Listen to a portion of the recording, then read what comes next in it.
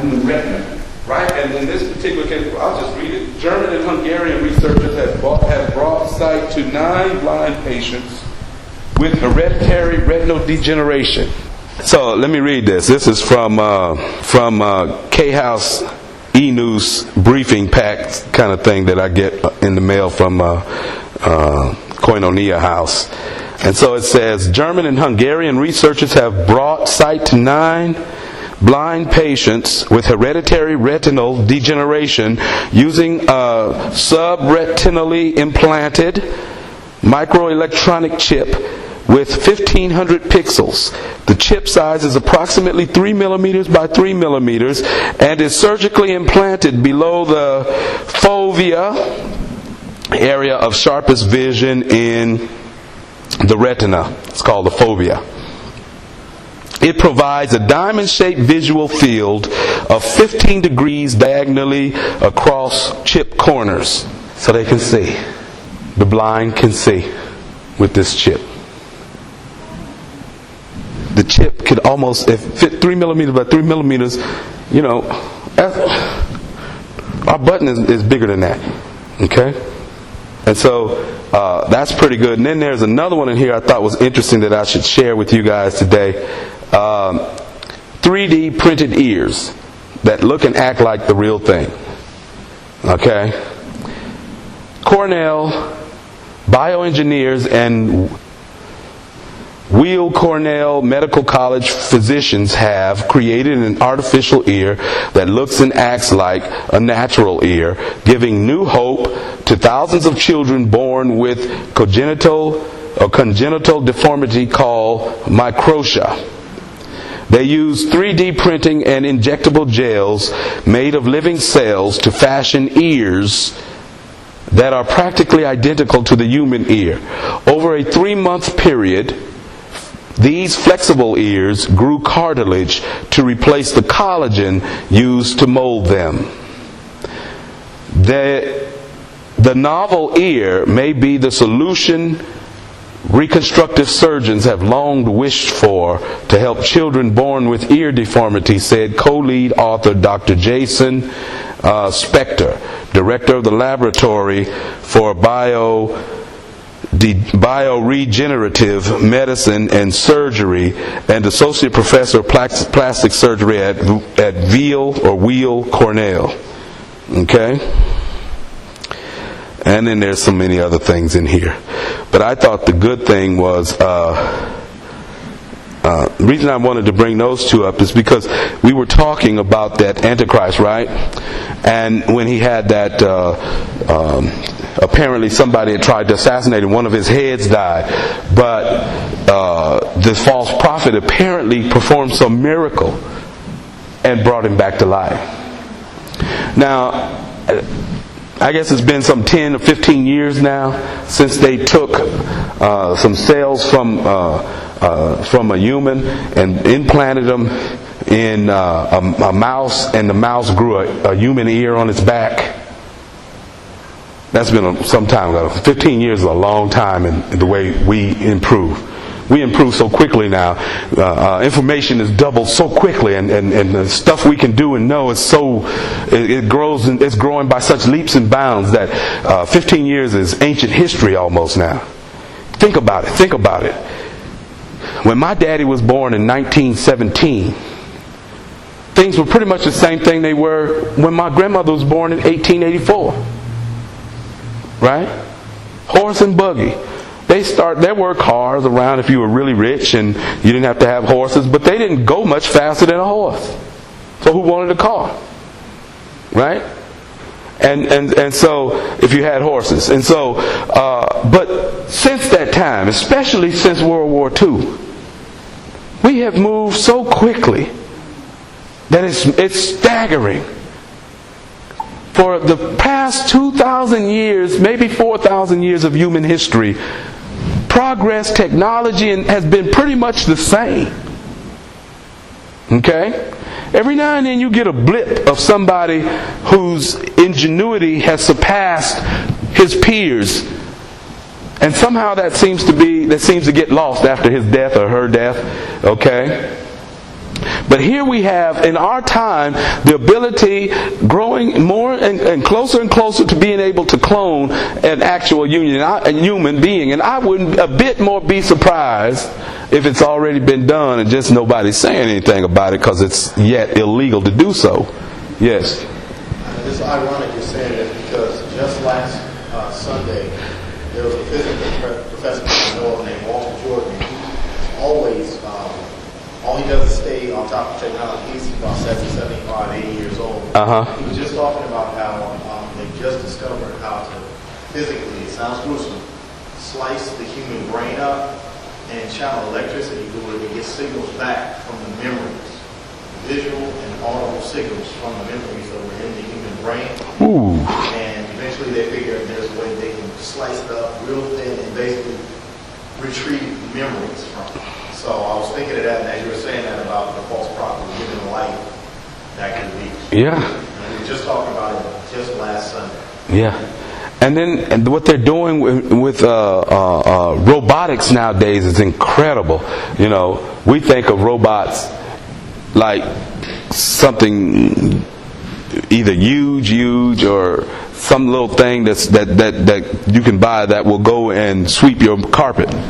Hit a wall and it changes direction, and you can program it to get your whole house right, and it'll do that kind of robotics. And then we think about what's on Mars with Opportunity and Spirit, those two robots, and how they didn't think they would last as long as they did, but as soon as the sun comes up again where they are, they'll probably keep going if they don't rust. And there's not much oxygen up there to rust them, so they may turn on and go again.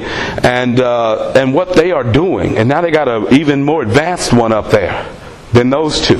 And so we're just growing. And the amazing thing is that God created this world and this universe, but particularly this planet, with this kind of technology in mind. God knew when He made this planet the way He made it that we would be doing the things that we're doing, and there are things we are yet to discover. We have not found the bottom of the pit of discovery yet. And I don't think we ever will. Okay? So, you guys told me we were in 10. Okay, let's go to 10. 11. And there was given to me a reed like unto a rod, and the angel stood, saying, Rise, measure the temple of God, and the altar, and them that worship therein. But the court which is without the temple leave out, measure it not, for it is given unto the Gentiles, and the holy city shall they tread under foot 42 months. 42 months. Okay? Remember we was talking about heaven and the picture of heaven? This is Ezekiel. Okay?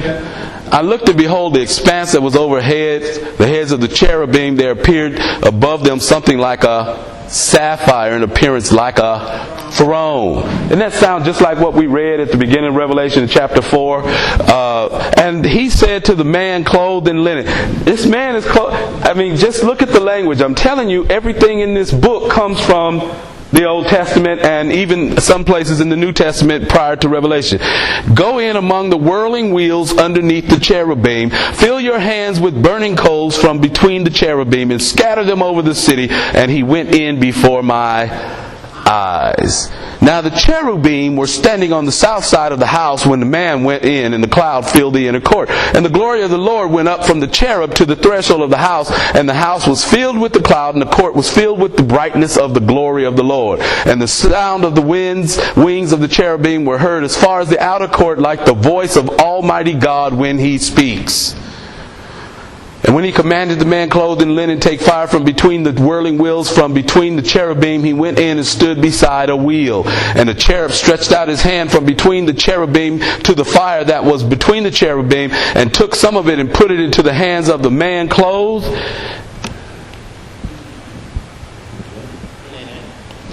in linen, who took it and went out. So, I don't want to keep going with this because you can find it and read it again for yourself in Ezekiel chapter 10. But you get this idea of what is going on. And you see, look at here, everyone had 4 faces. He's talking about the cherubim, right? The first face was the face of the cherub, the second, the face of a human face, and the third was the face of a lion, the fourth, the face of an eagle. And the cherubim mounted up. These were the living creatures. What did he call them in Revelation? He called them 4 living creatures. Okay? And King James called them beasts, but it's 4 living creatures. And when they stood still, these stood still. And when they mounted up, these mounted up with them. For the spirit of the living creatures was in them. Okay? Then the glory of the Lord went up from the threshold of the house and stood over the cherubim. And the cherubim lifted up their wings and mounted up from the earth before my eyes, as they went out, and the wheels beside them. And they stood at the entrance of the east gate of the house of the Lord. And the glory of the Lord, the God of Israel, was over them. These were the living creatures that I saw underneath the God of Israel by Kibar Canal. And I knew that they were cherubim. Each had 4 faces, each 4 wings, and underneath their wings the likeness of human hands. And as for the likeness of their faces, they were the same faces whose appearance I had seen by Kibar Canal. Each one of them went straight forward. Okay.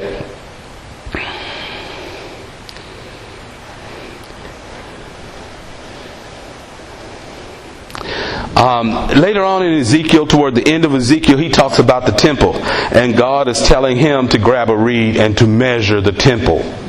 Okay? And he spends a great deal of time doing that. But where we were, that's not what John is going to do. He's not going to spend all day. He's not going to spend a long time. But he has been told to measure, right? And he was given a reed like unto a rod. And the angel stood saying, rise and measure the temple of God and the altar and them that worship therein.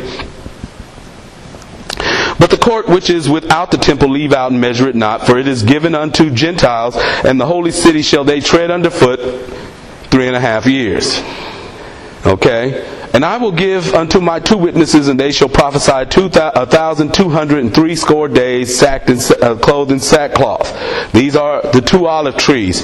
Journey with me to the book of Zechariah. In chapter 4, we get this whole vision. An angel that talked with me came again and waked me as a man that is wakened out of his sleep.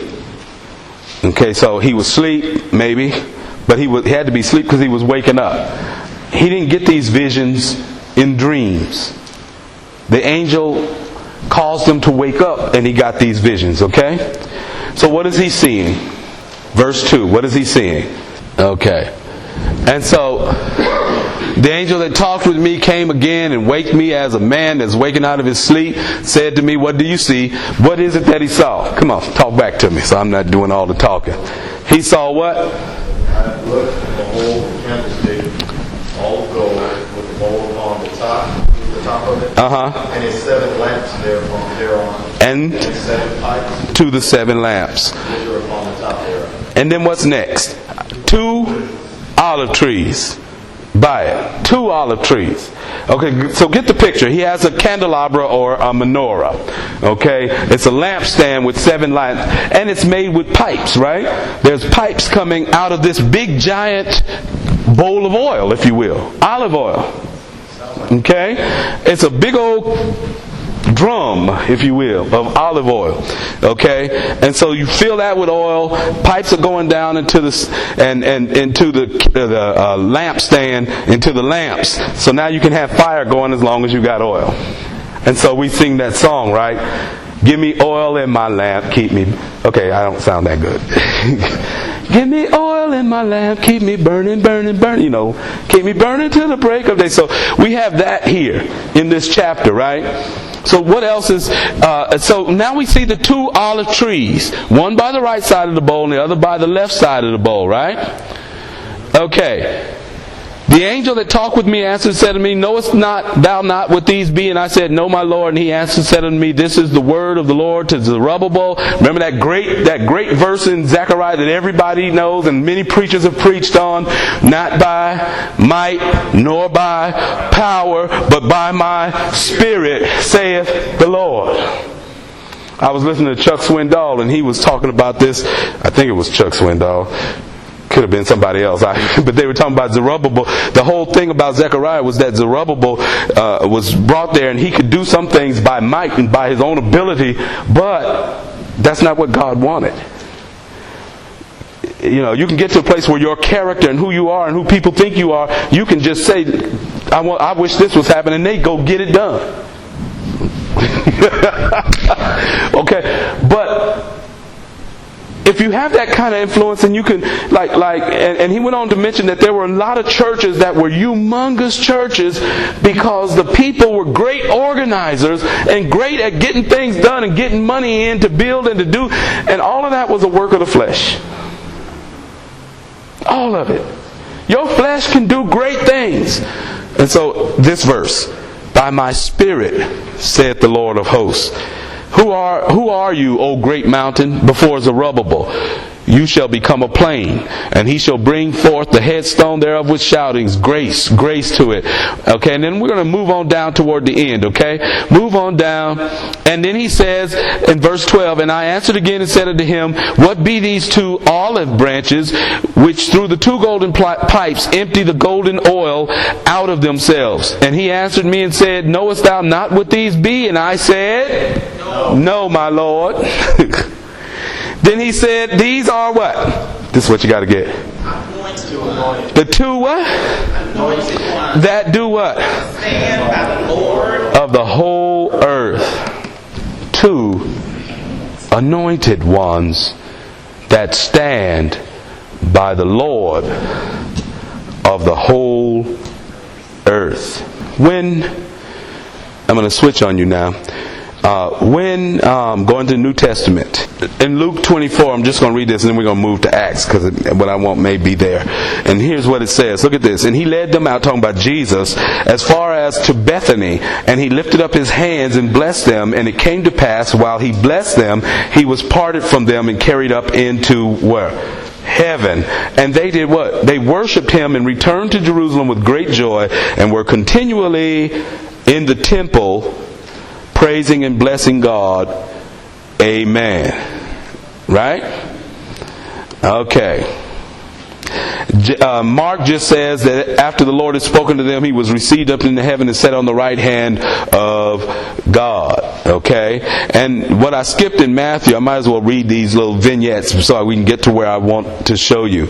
Okay? And so now, he just says to them, all power is given to me in heaven and earth, therefore, teach all nations, baptize them in the name of the Father, Son, and Holy Ghost, teaching them to observe all things whatsoever I have commanded you, and lo, I am with you always, even to the end of the age. Right?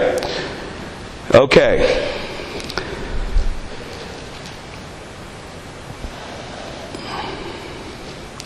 And so, let's run to, I don't think this is in John, but I'm going to look anyway, and I'm thinking chapter 20 if we look in John. Okay, it just talks about that, but it doesn't give you anything worse. So let's go to Acts chapter 1. Jesus is speaking again at the beginning, and he says this thing about receiving power if the Holy Ghost has come upon you. And what happens then? And when he had spoken these things, while they beheld, he was taken up, and what received him out of their sight? A cloud. That's the Shekinah glory of cloud. The presence of God is in that cloud. The cloud, okay, not iCloud, but the cloud, okay, was taken. He was taken up by this cloud into heaven. The cloud received him out of their sight. And while they looked steadfastly toward heaven as he went up, behold, two men stood by them, wearing what? What did these two men say? You men of Galilee, Why stand ye gazing up into heaven? This same Jesus which is taken up from you into heaven shall so come in like manner as you have seen him go into heaven. What happened to those two men? It doesn't tell us. But they didn't come back to Jerusalem with the disciples, did they? They didn't go to Bethany with the disciples. But Jesus did. Jesus is taken up, and while they're looking up, watching Jesus go, these two men are there. Yes? It sounds very similar to the transfiguration on the Mount, how they looked up and there appeared Jesus in glory. Elijah and Moses were talking the same way, and another talking. This spirit, the exact same one. Absolutely. Actually, that's where I was going to go. That what we find when these two, it is supposed that these two men are Elijah and Moses, and we seem to come and run into them in various places. Okay, it seems as if they were at his resurrection. Okay. It seems as if these two men were at his resurrection. Look at, if you go to Luke 24, chapter 24, verse 4. Verse 4. And it came to pass, as they were much perplexed thereabout, behold what? Two men stood by them in what kind of garments? Shining. They're described as shining garments. So shining so much that what happened? And as they were, who's they? No. The ladies. Now the first day of the week, very early in the morning, they came into the sepulchre. Well, who are they? Got to go back to chapter 23, right? 23. Last verse says, and they returned and prepared spices and ointments and rested the Sabbath day according to the commandment. That didn't tell us. Verse 55. And the women also which came with him from Galilee followed after and beheld the sepulchre and how his body was laid. And apparently that wasn't good enough for them. Even though Nicodemus and Joseph of Arimathea had put over 65 to 100 pounds of spices enlaced in between the wrappings where they wrapped Jesus. The ladies saw it. We got to do some more. Right? That's where it was, and that's why they went and they got home before dark so they could buy the spices, because they couldn't buy them on the Sabbath day. So they stayed with them all through. So now upon the first day of the week, very early in the morning, they came to the sepulchre bringing the spices which they had prepared. That's the women. And certain other women with them. And they found the stone rolled away from the sepulchre. And they entered in and found not the body of Jesus, the Lord Jesus. And it came to pass, as they were much perplexed thereabout, behold, two men. So we get the two men involved in his resurrection. They were involved in his transfiguration, Moses and Elijah. They don't tell us who these two men are, but it seems as if these two men have been around Jesus so many occasions. And when we see them back in Revelation, after John has done his thing measuring the temple. This is the temple that's going to be built in the first 3.5 years of the tribulation period. The Antichrist, as a politician, is going to smooth the way with peace. Remember, he comes as a rider on a white horse, conquering and to conquer, and he's going to create a peace between the Palestinians and the Israelites, so that the Israelites can build a temple. But John was not allowed to measure the court of the Gentiles because Gentiles were there. Okay? And they were in the holy city. They had taken over the holy city. Do you know there was once an offer put out there for Jerusalem to become the capital of the world, in the sense that the UN was going to be housed in Jerusalem?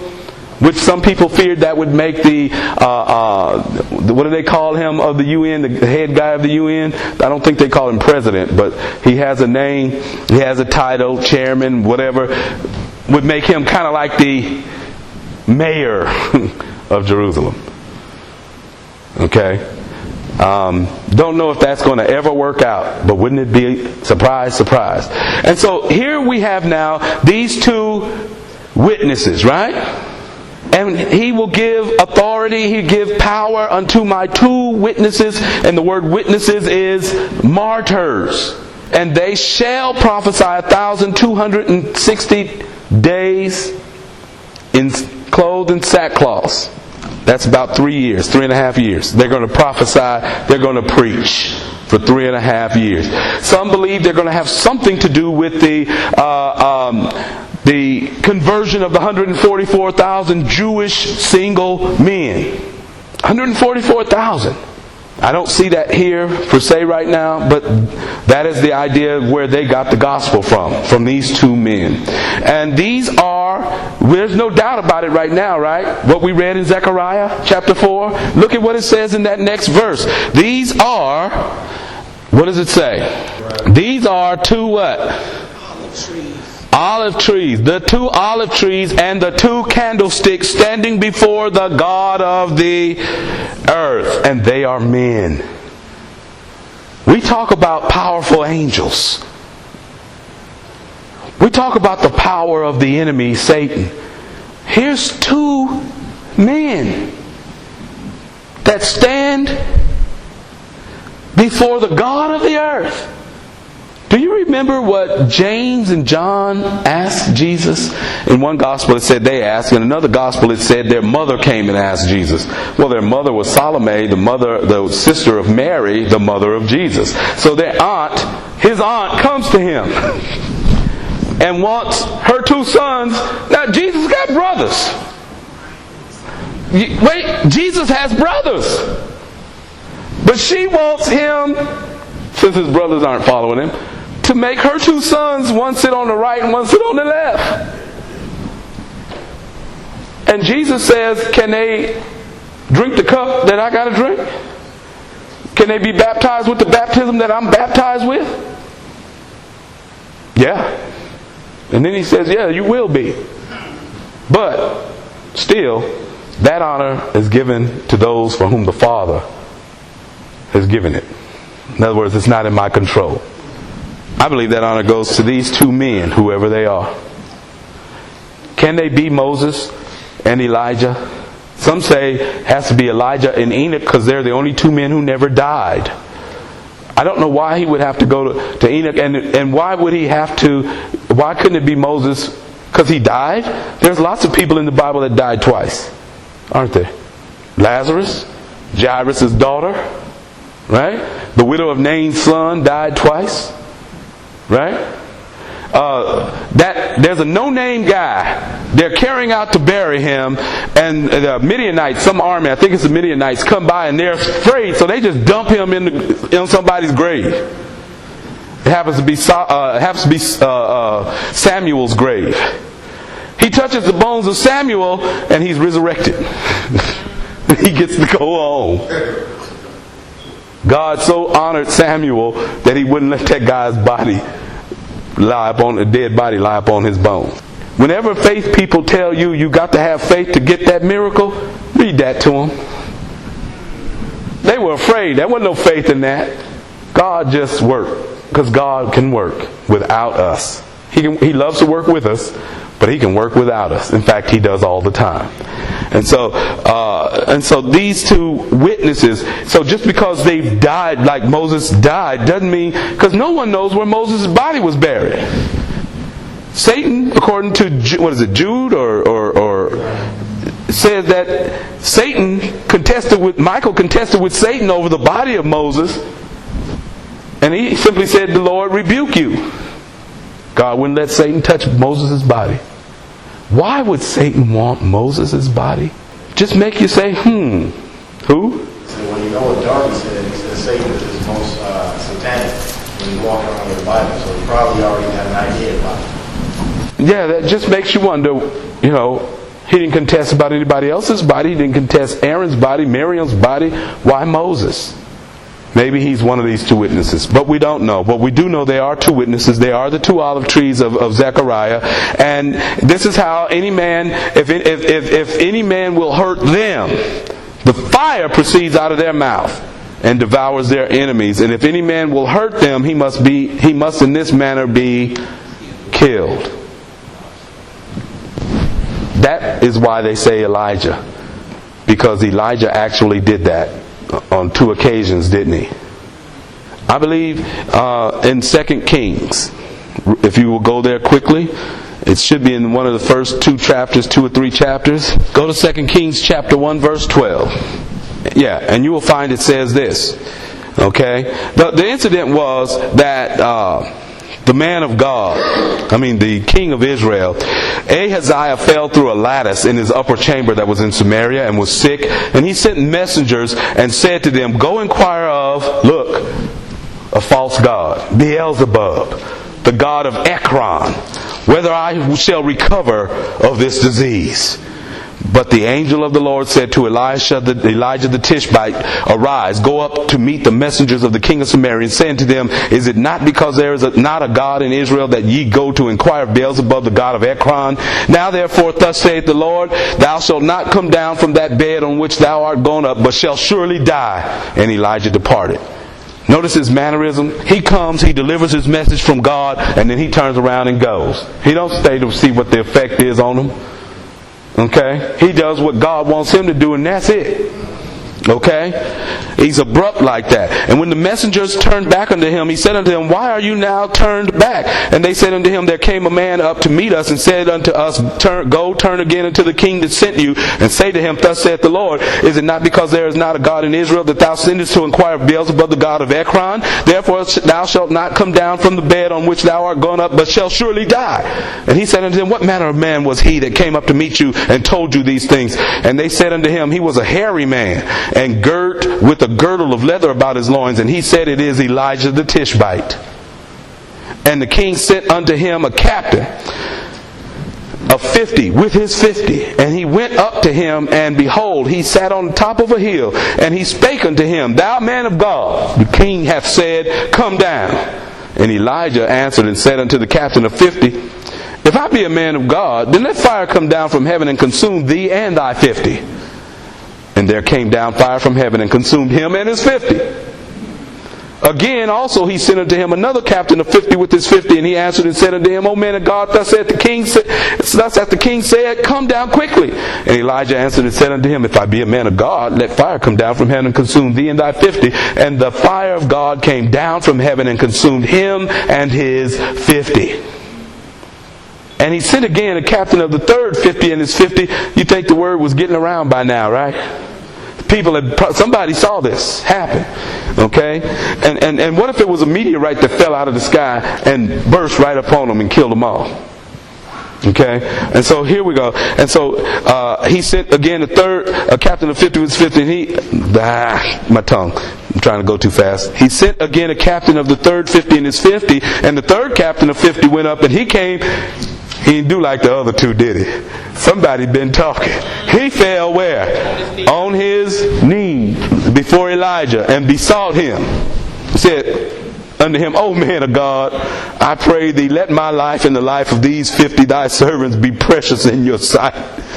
Behold, there came that fire down from heaven and burned up the 2 captains in the form of 50s with their 50s. Therefore, let my life now be precious in thy sight. And the angel of the Lord said unto Elijah, go down with him, be not afraid of him. And he arose and went down with him unto the king. And he said unto him, thus saith the Lord, for as much as thou hast sent messengers to inquire of Beelzebub, the god of Ekron, is it not because there is no God in Israel to inquire of his word? Therefore thou shalt not come down off that bed on which thou art gone up, but shalt surely die. Don't you love these funerals we give when we know the person was a rascal, but we try to make it sound good because of his mama and his daddy or his wife or whoever we know that's in, and we try to make him, and we know he was a rascal. And like even, pastors' funerals, like the one I went to. Now, we said all kind of good stuff about him. I didn't want to say nothing bad about him either. I thought it, but I didn't say it. Okay? I didn't say it. Because he had that good side to him. He was, people loved him dearly. And I did too. But then there was that other side. But then there's some folk, they just rascals. There ain't nothing good about them really to report at all. But we still treat them like they were such a great, and I'm getting where I can't stand it when people say, he did it his way. That is so ungodly. That just rubs me raw. To think that that's something nice to say about a person. It's probably the truth. But that's like almost wanting to say they're going to hell. It is. Or they're not going to do very well when they get to heaven. Because see, we can say all those nice things down here, but when you get before Jesus, all is going to burn up that you did once you became with Him, right? And so, and we're all like that. I mean, I guess you could say bad about everybody, but there are times when I'm trying to think of the name of that guy that was at Church Martin Luther King pastored in Birmingham, Alabama. There was a guy there before him. Vernon Johns was there before Dr. King. And there was this, if you watch the movie with Vernon Johns, with James Earl Jones playing Vernon Johns, one of the big citizens in town that was a member of the church, son was killed, and he didn't want to do the funeral because the son, worse off, the son wasn't saved, didn't go to church, he was a rascal, always threatening people, and so the chairman of the deacon board made him come and do the funeral. So he sat there, was singing and all that. When it was time for him to preach, he got up and he said the boy's name. He said he's always been a rascal. He was never any good. And the best thing I can say about him is that he's dead and he can't do nothing else to anybody else. And he left just like that. So now you see why they wanted to get rid of him as pastor. Then they turned around and ended up getting Martin Luther King, who came in saying if a man can't find something worth dying for, he ain't fit to live.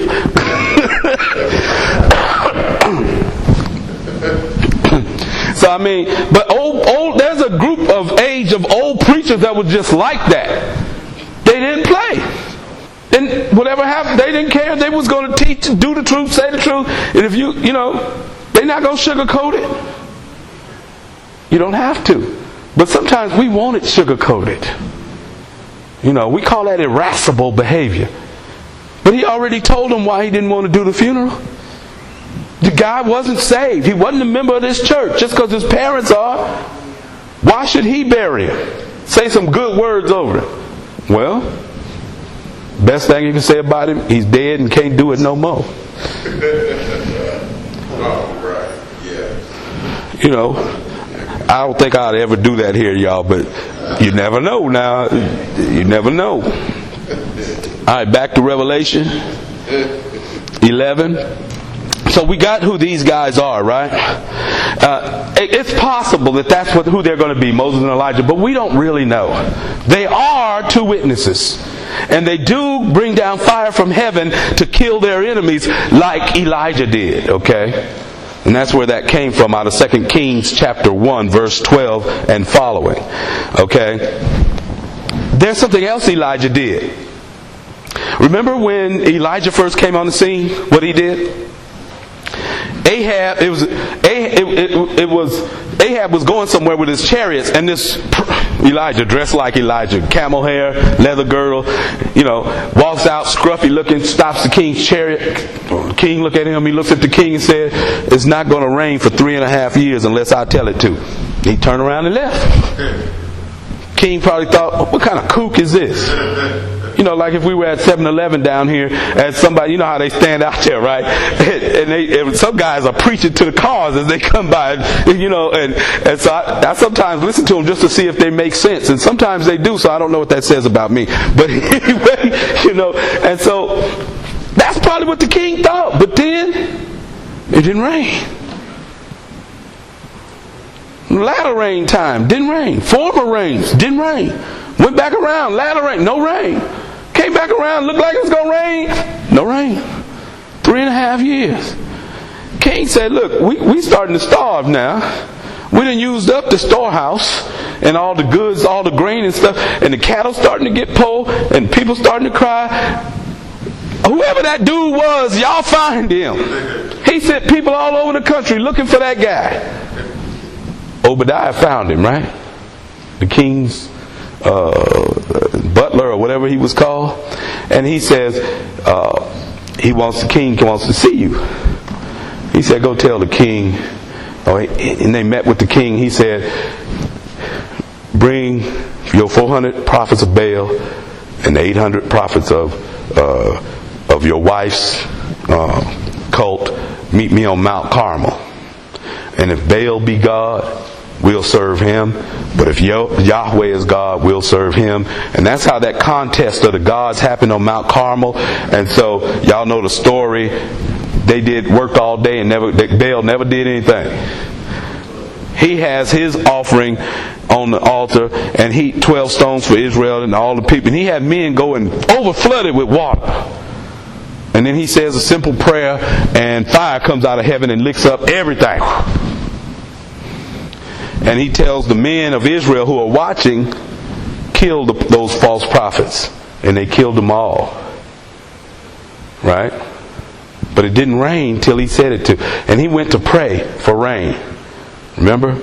He prayed and he asked his servant, what do you see? Look out over the Mediterranean. What do you see? He didn't see nothing. He prayed some more. He didn't see nothing. He prayed again. He said, look like a cloud about the size of a man's hand. He said, we better get out of here because it's going to tear up things. And they tried to get away, but deluge came, right? Rained on everything. And he was faster than Ahab's chariot. Right? Then word got to him that Jezebel said, you're going to be just like my prophets by sundown. So he ran 40 miles on the word of a woman. Here's a man just beat up 1,200 prophets, maybe. But he's scared because one woman said, you're going to be like them by sundown. Here, look at what they do.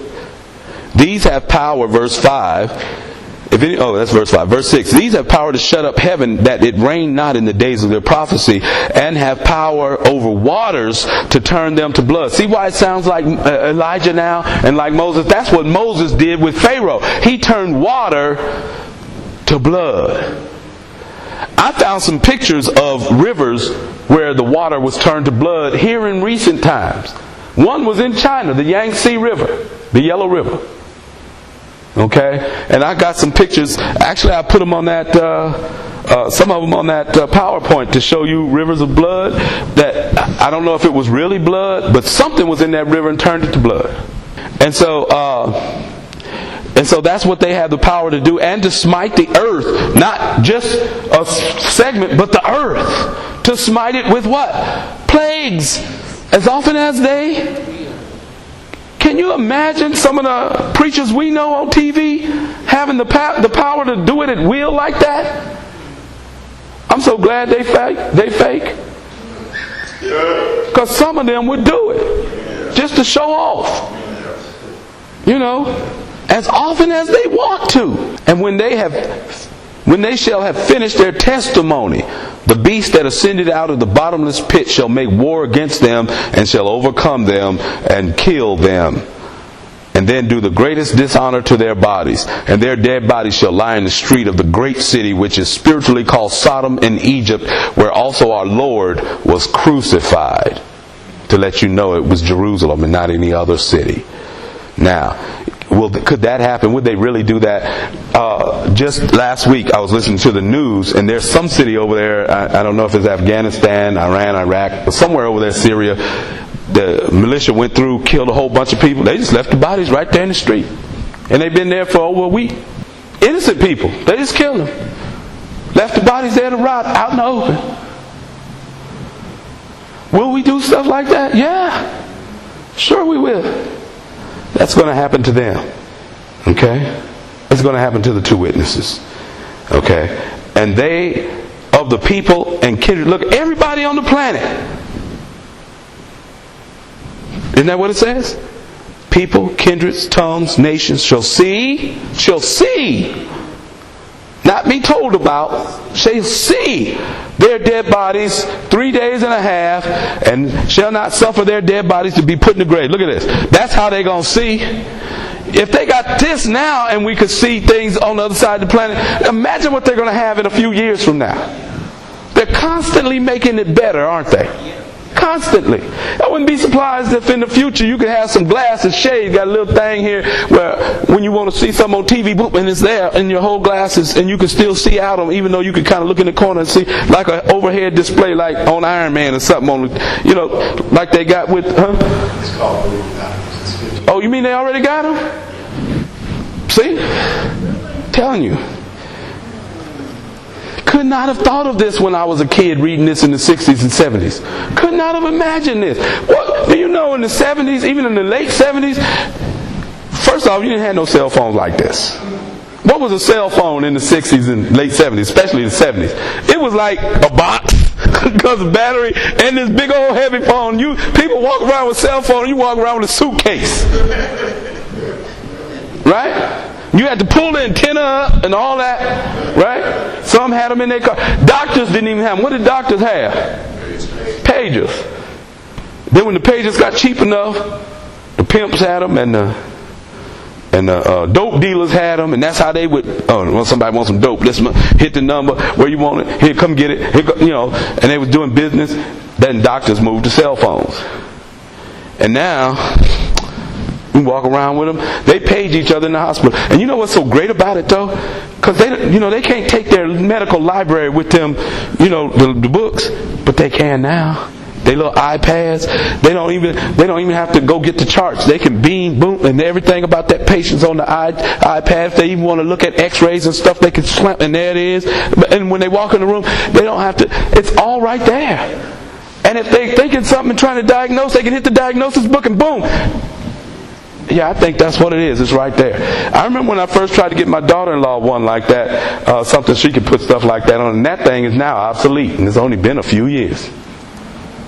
Okay, so I want to stop with that. I just wanted to get to this. Thank you for letting me get there. And the people, but I want to finish with this. And they that dwell upon the earth shall rejoice. They gonna make a holiday out of the death of these two witnesses. What Christian man have that great a stature in the planet that the planet wants to see him dead so they can rejoice and have a Christmas over their death? Why I say Christmas? Because look at what it says. They shall what? Send gifts one to another because of these two prophets tormented them that dwell on the earth. They're not going to send them to Benny and some of the other cats. They're going to send the gifts to each other. Because the two prophets are dead. It's going to be hard to be a false prophet when there's two people like that around. Yet one is coming. And he's going to do lying wonders. Well, we'll stop here. Take a note. We're going to stop at the end of the two witnesses. Well, we didn't see them get resurrected. So we'll start with their resurrection. Okay? And I'm telling you, I've been reading. I've gone back and read some Psalms. I've read in Isaiah. I'm reading in Jeremiah. Man, this book of Revelation, I thought I was doing great getting y'all through to Deuteronomy. This book, the allusions in the Old Testament and in the New Testament to this book are so tremendous, and there's so many of them. Man, God, it's all in His Word. And we can put it together like no other generation can put it together. We can put it together. May God bless you and keep you is our prayer. Let me